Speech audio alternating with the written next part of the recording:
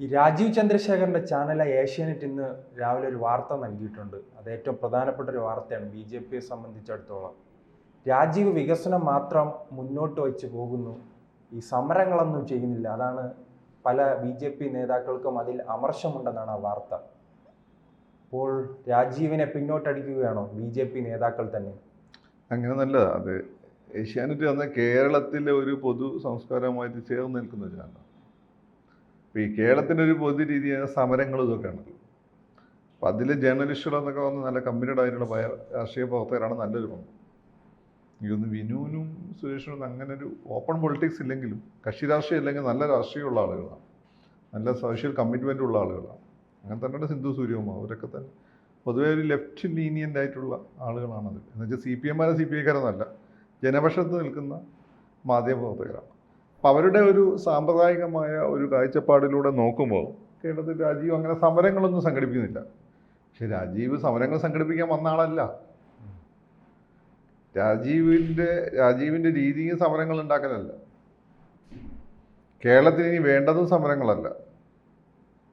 അതൊരു നിങ്ങളുടെ ശീലമാണ്. ആ ശീലങ്ങളിൽ നിന്ന് കേരളത്തെ മാറ്റാൻ വന്ന ആളാണ് രാജീവ്.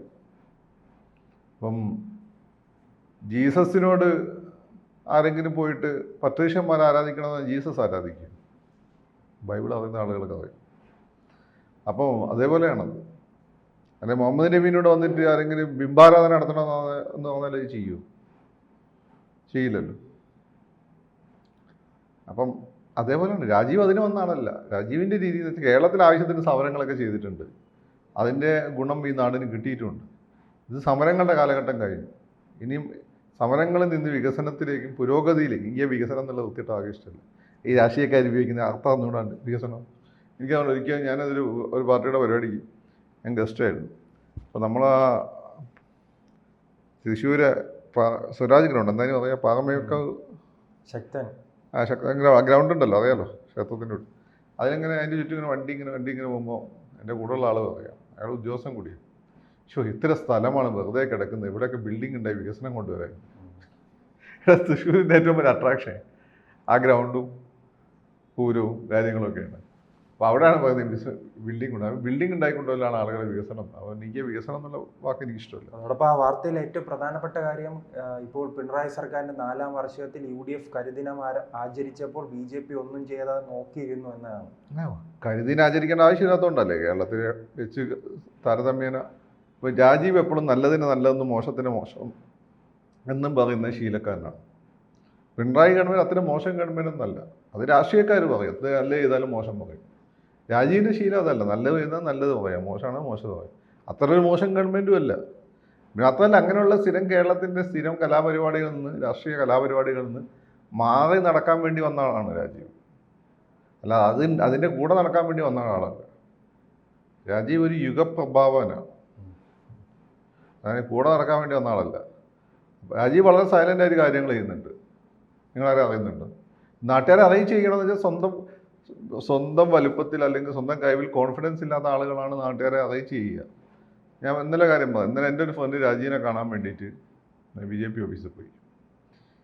അപ്പം തിരുവനന്തപുരത്ത് വരുമ്പോൾ എന്നെ കാണാൻ പറഞ്ഞായിരുന്നു. അപ്പം കുറച്ച് ഞാൻ വിളിച്ചു പോയി. വളരെ രാജീവും BJP ഒക്കെ ആയിട്ട് വളരെ ക്ലോസ് ആയിട്ടുള്ള ആളാണ്. എന്താണ് ഫ്രീ ആയെന്ന് വെച്ചാൽ അവനോട് ഒരു രക്ഷയില്ല, അങ്ങോട്ട് കയറാൻ പറ്റുന്നില്ല. രാജീവ് കൊണ്ട് സകല യൂത്ത് കോൺഗ്രസ്സുകാരെ നമ്മളെ പാർട്ടി ചേർത്തിക്കൊണ്ടിരിക്കുകയാണ്. അപ്പോൾ രാജീവിൻ്റെ സ്ഥാനത്ത് വേറെ സുരേന്ദ്രൻ മറ്റാണ് ഇപ്പോൾ പിറ്റേന്ന് ഫോട്ടോ എടുത്ത് വലിയ സംഭവമായി പോയത്. അപ്പോൾ ഒരു ഫോട്ടോ ഒക്കെ എടുത്ത് വലിയ സംഭവമായി കഴിഞ്ഞാൽ അതിനെ സപ്പോർട്ടേഴ്സ് ചെയ്യാൻ എളുപ്പമാണ്. ഇതിൻ്റെ ഫോട്ടോ നിങ്ങളാരും കണ്ടോ? അങ്ങനെ കുറേ യൂത്ത് കോൺഗ്രസ്സുകാർ BJP ചേർന്നിട്ടുണ്ട്. എനിക്ക് എൻ്റെ ഫോട്ടോ അങ്ങനെ അയച്ചു. ഞാൻ വിചാരിച്ച് കള്ളം പറഞ്ഞതാണ്. അങ്ങനെ കള്ളം പറയുന്ന ആളുമല്ല. അപ്പോൾ അതാണ് വിഷയം കഴിഞ്ഞു. അപ്പോൾ രാജീവ് ആ രീതിയിൽ പുതിയ സ്ട്രാറ്റജി ഉണ്ടായിക്കൊണ്ടിരുന്നത്. അത് ശ്രീലങ്കൻ ക്രിക്കറ്റ് ടീമിൻ്റെ പോലെയാണ്.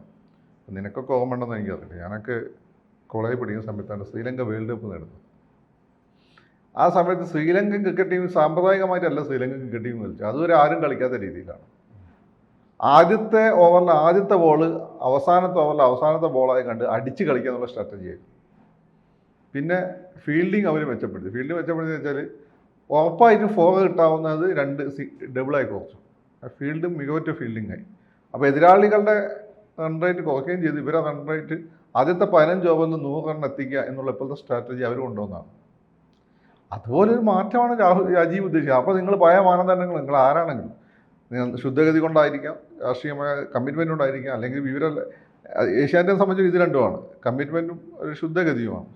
പിന്നെ വിവരമില്ലാത്തൊക്കെ ജനറേഷൻ അവർ വാർത്ത കൊടുക്കുന്നത് അത് BJPക്ക് ഉള്ളിൽ പ്രശ്നമായിരിക്കുന്നു എന്ന് കാണിച്ചാണ്. BJPയിലെ പല നേതാക്കൾക്കും ഇത് ഉൾക്കൊള്ളാൻ അത് BJPയിലെ പല നേതാക്കൾ ഈ ടൈപ്പ് ആളുകളല്ലേ. ഇവിടെ തിരുവിതാംകൂർ പിന്നെ സെക്രട്ടേറിയറ്റിന് മുന്നിൽ ബസ്സിന് കല്ലെറിഞ്ഞും ഈ പറയുന്നതിനെ മാതിരി എന്താണ് ഒരു കാര്യമില്ലാത്ത സമരങ്ങൾ നടത്തിയും പ്രസ്താവനകൾ നടത്തിയും 35 സീറ്റ് കിട്ടിക്കഴിഞ്ഞാൽ കേരളം ഭരിക്കുമെന്നും അടുത്ത ഇലക്ഷന് ഞങ്ങൾ തന്നെ കേരളം ഭരിക്കുമെന്നൊക്കെ പറഞ്ഞിട്ട് നടന്ന ഒരു കാര്യം പറഞ്ഞ ആളുകളെ ലാഫിംഗ് സ്റ്റോക്കായി മാറിയ ആളുകളല്ലേ നല്ലൊരു പങ്കും. അവരല്ലേ ഈ പറയുന്നത്. അപ്പം അവർക്കതേ അറിയുള്ളൂ. രാജീവ് അവരുടെ മോളിൽ നിൽക്കുന്ന ഒരാളാണ്. നിങ്ങൾ ശിവന്റെ മുന്നിൽ പോയി താണ്ഡവം കാണിക്കേണ്ട ആവശ്യമുണ്ടോ? ശിവനല്ലേ താണ്ഡവം കണ്ടുപിടിച്ചത്. ജനങ്ങൾ ഇത് അംഗീകരിക്കും. അങ്ങനെയാണ് പുതിയൊരു ജനങ്ങൾ പുതിയ ജനം ആരൊക്കെയാണ്? മിഡിൽ ഏജ്ഡ് ആയ ആളുകളൊക്കെ എൻ്റെ ജനറേഷനാണ്. കാര്യം അവർ ഭയങ്കര ഫ്രസ്ട്രേറ്റഡ് ആണ്. നിലവിലുള്ള രാഷ്ട്രീയമായ പോക്കിൽ വളരെ ഫ്രസ്ട്രേറ്റഡ് ആണ്. അതിൻ്റെ അപ്പുറത്തുള്ള ആളുകൾ എന്ന് വെച്ചാൽ ആളുകളാണ് ഇപ്പോൾ സാമ്പ്രദായമായി കോൺഗ്രസ്സിലോ കമ്മ്യൂണിസ്റ്റ് പാർട്ടിയിലോ നിൽക്കുന്ന ആളുകൾ. അവരുടെ എണ്ണം താരതമ്യേന കുറവാണ്. മാത്രമല്ല അവരൊരു ഒഴുക്ക് വന്ന് അതിൻ്റെ കൂടെ അങ്ങ് നിൽക്കും. എനിക്കറിയാം ആ വിഭാഗത്തിൽപ്പെട്ട ആളുകൾ മൊത്തം പിണറായിക്ക് എതിരായിരുന്ന ഒരു കാലഘട്ടത്തിൽ ഞാൻ പിണറായിയെ സപ്പോർട്ട് ചെയ്തുകൊണ്ട് എന്നെ കുറ്റം പറയുന്നു. നീ അങ്ങനെ മറ്റേത് മറിച്ചത് ഒന്നും പറയുന്ന കാര്യമില്ല. പൈസ മേടിച്ച് സപ്പോർട്ട് ചെയ്യുന്നു. നമ്മളെ ചാടിക്കാൻ ഗതിയില്ലാതെ നടക്കുന്ന സമയത്താണ് പിണറായിയെ സപ്പോർട്ട് ചെയ്യുന്നത്. നമുക്കൊന്നും കിട്ടിയില്ല. ഇപ്പം കിട്ടിയാൽ നമ്മളുടെ മേടിക്കില്ല. അതിന് വേണ്ടിയിട്ടല്ല, നമ്മളെ അഭിപ്രായം പറയാന്നുള്ള പ്രധാനം. അല്ലെങ്കിൽ ഞാനൊക്കെ ഇപ്പോൾ സമ്പന്നനായി പോയില്ലേ. അപ്പം നമ്മളെ അഭിപ്രായം പറയാന്നുള്ളൂ. അല്ലാതെ ഈ ആത്മാവ് ചെറുത്താൻ വിറ്റ ഡോക്ടറുടെ കഥയാണ് ഞാൻ ലോകത്തിൽ ഏറ്റവും വെറുക്കുന്ന കഥ. അപ്പോൾ ആളുകൾ അങ്ങനെയൊക്കെ പറഞ്ഞിരുന്നു. അത് നിന്നു. പിന്നെ പിണറായി എന്ന് തന്നെ യൂണിവേഴ്സിറ്റി പ്രോത്സാഹക്കാൻ പറഞ്ഞിട്ടാണ്. പിണറായി അന്നേരം ഞാൻ സെക്രട്ടേറിയറ്റിലേക്ക് പോയിട്ടില്ല. ഉമ്മൻചാണ്ടി സാറുള്ള സമയത്ത് ഇടയ്ക്ക് പോവുകയായിരുന്നു മറ്റുള്ളവരുടെ കാര്യമായിട്ട് ബന്ധപ്പെട്ട്. അങ്ങനെ പല കാര്യങ്ങളും. ഇപ്പം എന്താ ഈ പറഞ്ഞ ആളുകൾ മൊത്തം പിണറായി ഫാൻസാണ്. ഏത് ഈ വയസ്സന്മാരെ നമ്മളെ ക്രിട്ടിസൈസ് ചെയ്ത വയസ്സന്മാർ മൊത്തം പിണറായി ഫാൻസാണ്. നമ്മുടെ ജനറേഷൻ അന്ന് VS ആണെന്ന് പറഞ്ഞ ആളുകൾ ഇപ്പം പിണറായി സഖാവും. അന്ന് സ്കൂളിലൊക്കെ പഠിച്ച നേഴ്സറി പഠിച്ച പിള്ളന്മാർക്ക് ഇപ്പം ക്യാപ്റ്റൻ. അത്രയേ ഉള്ളൂ അതിൻ്റെ കാര്യം. അപ്പോൾ എൻ്റെ ജനറേഷനും നിൻ്റെ ജനറേഷനും മാറ്റം ആഗ്രഹിക്കുന്നതാണ്. നീയൊക്കെ ഇവിടെ പല BJP നേതാക്കന്മാരെ പറ്റി പറഞ്ഞാൽ എനിക്കറിയാം. നിൻ്റെ നിരാശ കൊണ്ട് പറഞ്ഞായിരിക്കും. ഇത്ര പെർഫോം ചെയ്താൽ പോരല്ലോ എന്നുണ്ട്. ഞാനും പറഞ്ഞിട്ടുണ്ട് ഇല്ലേ. അപ്പോൾ അത് മാറ്റം വേണമെന്ന് ആഗ്രഹിക്കുന്നുണ്ട്. അതിനൊരു പുതിയ പിള്ളേരെ സംബന്ധിച്ചിടത്തോളം അവർക്ക് ഓപ്പർച്യൂണിറ്റീസാണ് പ്രധാനം. അവർ ജോലി പഠിത്തം കഴിയുമ്പോൾ അവർ 12ാം ക്ലാസ് കഴിയുമ്പോഴേക്ക് അവർക്ക് ജോലി കിട്ടണം. അതാണ് അവരാഗ്രഹം. അപ്പോൾ അത് നിലവിലുള്ള രാഷ്ട്രീയക്കാർക്ക് എത്തിരാക്കുക അത് ഓഫർ ചെയ്യാൻ പറ്റും. അത് ഓഫർ ചെയ്യാൻ ശേഷിയുള്ള ഒരാളാണ് രാജീവ്. അല്ല, ഇത് ജനം സ്വീകരിച്ചാന്ന് അറിയാൻ പോകുന്നത് ഇനി വരുന്ന 2 ഇലക്ഷനിലാണ്. 2 ഇലക്ഷൻ നോക്കണം. പഞ്ചായത്ത് ഇലക്ഷൻ പെട്ടെന്ന് നോക്കാം. പഞ്ചായത്ത് ഇലക്ഷൻ BJP മുന്നേറ്റം ഉണ്ടാവും. പക്ഷെ പെട്ടെന്ന് നോക്കണം. പെട്ടെന്ന് ഈ വലിയ മാറ്റങ്ങൾ പെട്ടെന്ന് ഒരു ദിവസം കൊണ്ട് ഉണ്ടാക്കാൻ പറ്റില്ല. അത് കുറച്ച് ടൈം എടുക്കുന്നത്.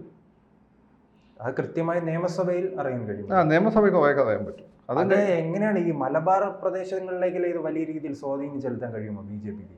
മലബാർ പ്രദേശങ്ങൾ കോൺഗ്രസ് വളരെ വീക്കാണ്. പക്ഷെ അവിടെ മുസ്ലിംസ് വളരെ നിർണായകമാണ്. പിന്നെ ഹിന്ദുക്കൾ നല്ലൊരു പങ്കും കമ്മ്യൂണിസ്റ്റുകാരുടെ കൂടെയാണ്. അതായത് ഈഴവരൊക്കെ നായന്മാരാണ് അവിടെ BJPയിലുള്ളത്. പക്ഷേ ഈഴവ യുവാക്കളുടെ ഇടയിൽ ഇപ്പോൾ CPM-നോട് അസംതൃപ്തി പതുക്കെ ഉണ്ടാവും. പക്ഷെ തുറന്നു പോയാൽ അവർക്ക് ധൈര്യമല്ല. കൊടിസുനിനെ പേടിയാണ്.